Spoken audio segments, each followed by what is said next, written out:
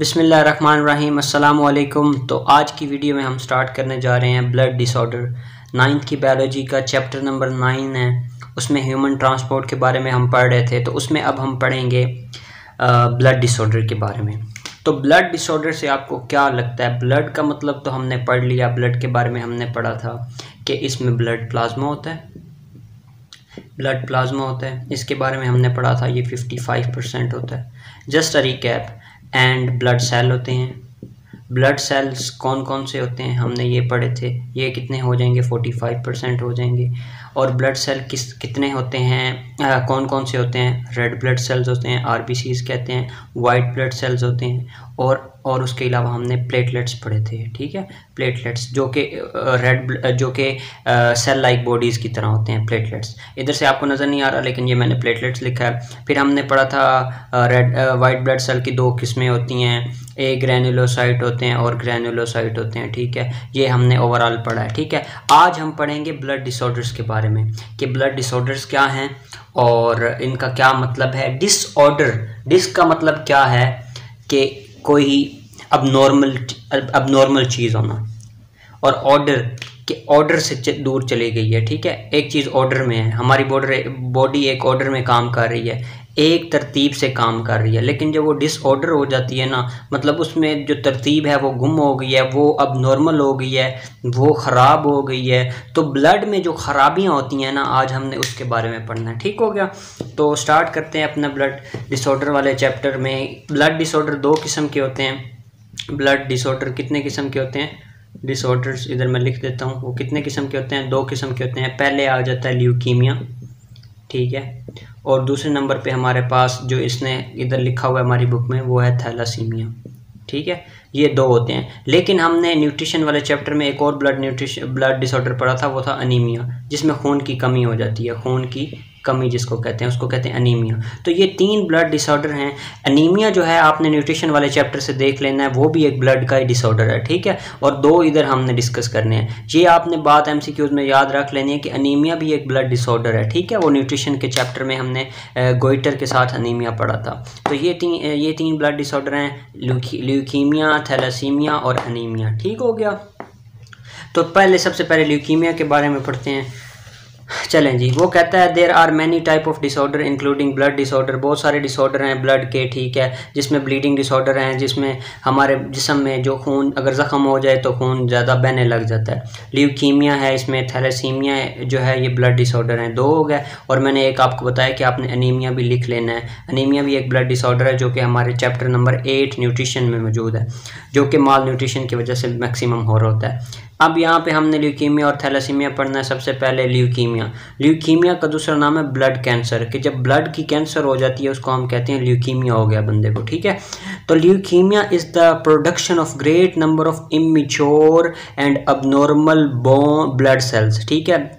इसमें क्या होता है कि हम बहुत ज़्यादा ग्रेट नंबर में, बहुत ज़्यादा तादाद में इमेच्योर और अबनॉर्मल वाइट ब्लड सेल्स बनाने लग जाते हैं, ठीक है, ठीक हो गया।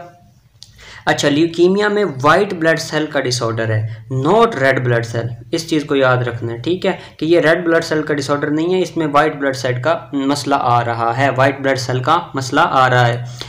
This is caused by cancerous mutation. ये कैंसरस म्यूटेशन हो रही होती है जो जीन में होती है। In bone marrow of lymph tissue, bone marrow में और लिम्फ टिश्यू में ये क्या हो रहा होती है? कैंसरस म्यूटेशन हो रही होती है। म्यूटेशन का मतलब होता है कैंसर के जीन के अंदर कोई तब्दीली आ रही होती है, इसको कहते हैं म्यूटेशन।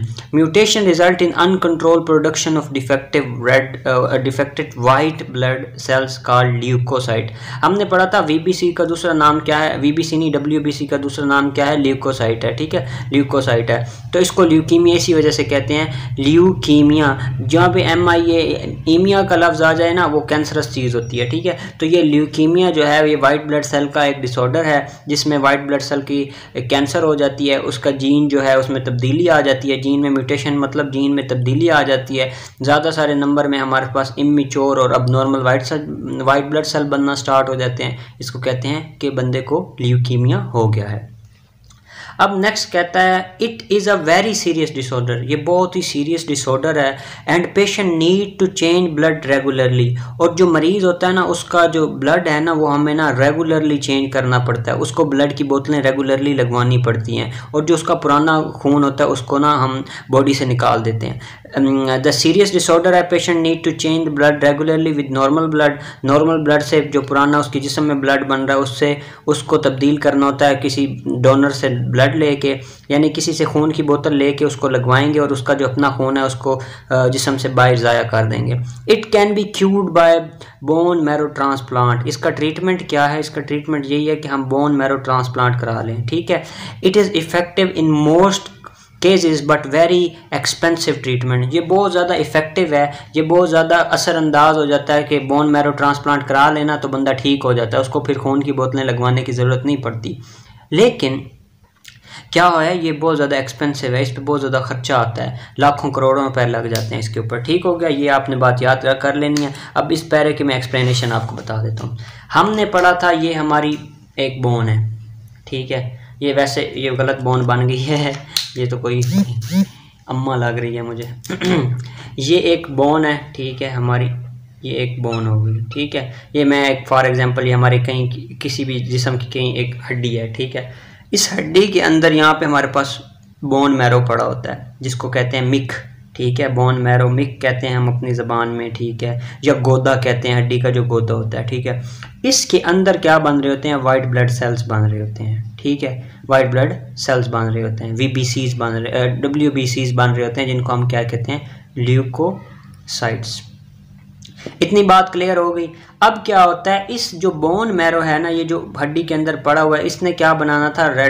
वाइट ब्लड सेल बनाने थे, नॉट रेड ब्लड सेल। मैंने पहले भी आपको बताया कि ये वाइट ब्लड सेल हैं, वाइट ब्लड सेल ल्यूकोसाइट जो हैं उनकी प्रॉब्लम की वजह से ल्यूकीमिया हो रहा है। इतनी बात समझ आएगी कि आ गई आपको कि ये एक हड्डी है, हड्डी के अंदर यहाँ पे हमारे पास बोन मैरो पड़ा है, बोन मैरो के अंदर वाइट ब्लड सेल्स बन रहे हैं। अब क्या होता है, देखें, ये बोन मैरो जो सेल्स हैं ना, ये बोन मैरो जो सेल्स हैं ना, ये सेल्स, ये जो बोन मैरो के जो सेल हैं, ये आखिर ये एक बोन मैरो को मैंने सेल बना दिया, ठीक है, बोन मैरो सेल से मिलके बना हुआ है ना, उस सेल के अंदर ये न्यूक्लियस पड़ा हुआ है न्यूक्लियस। अब ये न्यूक्लियस को अगर मैं बड़ा करके आपको दिखाऊं, ये है हमारे पास न्यूक्लियस।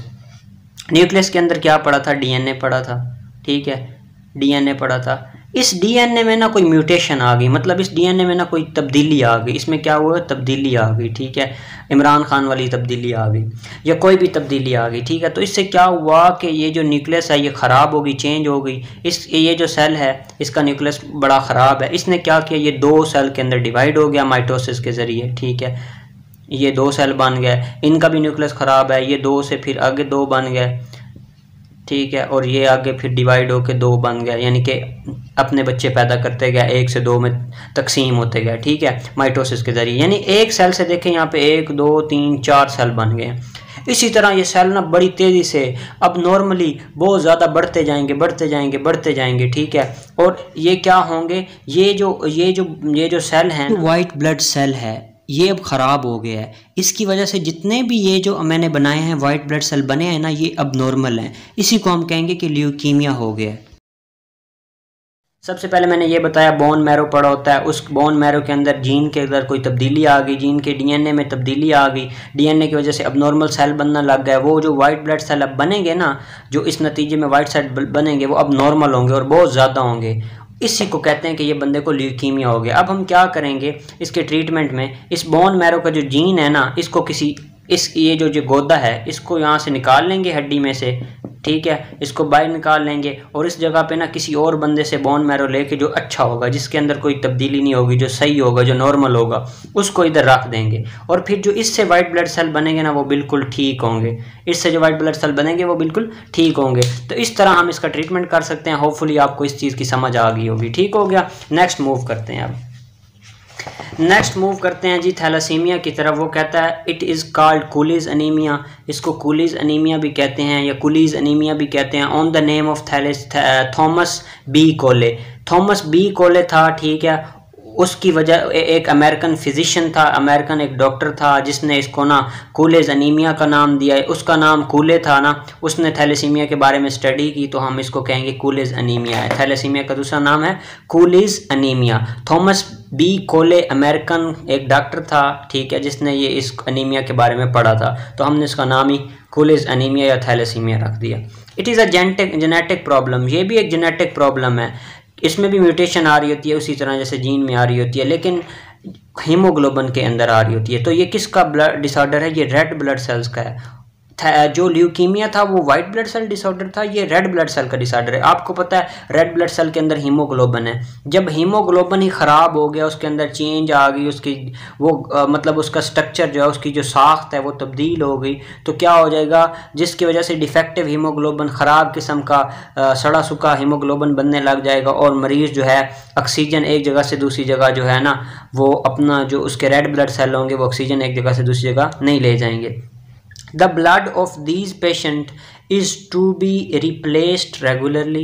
इन मरीज़ों का भी ब्लड जो है हमें रेगुलरली तब्दील करना पड़ेगा विद नॉर्मल ब्लड के साथ। It can be cured bye bone marrow transplant, इसको भी हम बोन मैरो ट्रांसप्लांट करके तब्दील कर सकते हैं, मतलब इसका ट्रीटमेंट कर सकते हैं, इसको ठीक कर सकते हैं थैलेसीमिया को। But it does not give 100% cure rate, लेकिन इस बोन मैरो ट्रांसप्लांट करने के बाद भी ना 100% बंदा ठीक नहीं होता कभी कभी, ठीक है। 100 में से अगर 100 बंदों का ट्रांसप्लांट करेंगे ना, उसमें से 90 ठीक हो जाएंगे, 95 ठीक हो जाएंगे, लेकिन हमेशा 100 में से 100 बंदे ठीक नहीं होते।